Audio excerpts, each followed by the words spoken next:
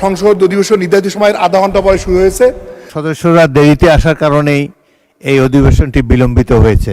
আমরা এখানে সর্বোচ্চ পর্যায়ের জনপ্রতিনিধিরা এখানে আছি এই মহান সংসদে।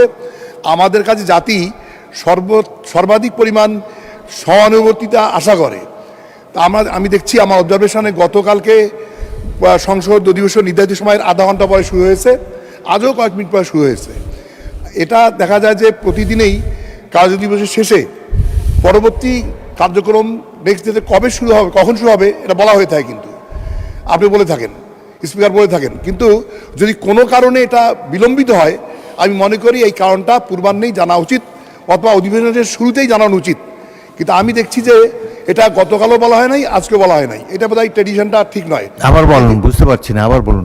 আমি বলছি যে প্রতিদিন কর্মদিবসের শেষে পরবর্তী কর্মদিবসে কখন সংসদের কাজ শুরু হবে এই সময়টা মাননীয় স্পিকার মহোদয় ঘোষণা করেন। যদি কোনো কারণে এই সময়টা ঠিক মেনটেন না করা যায়, অনিবার্য কোনো কারণ থাকতে পারে, তাহলে এটা অবহিত করা উচিত। কিন্তু আমরা দেখছি যে গতকালকেও পার্লামেন্ট শুরু হয়েছে নির্ধারিত সময়ের আধা ঘন্টা পর।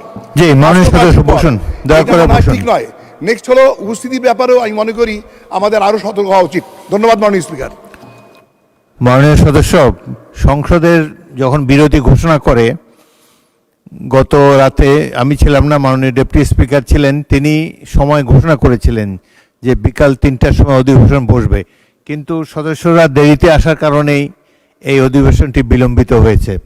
সুতরাং আমি শুধুমাত্র অনুরোধ জানাতে পারি যে স্পিকারের চেয়ার থেকে যে সময় ঘোষণা করা হবে পরবর্তী অধিবেশনের জন্য, মাননীয় সদস্যগণ সেই সময় মতো সংসদে উপস্থিত থাকলে তাহলে আর কোনো সমস্যা হবে না।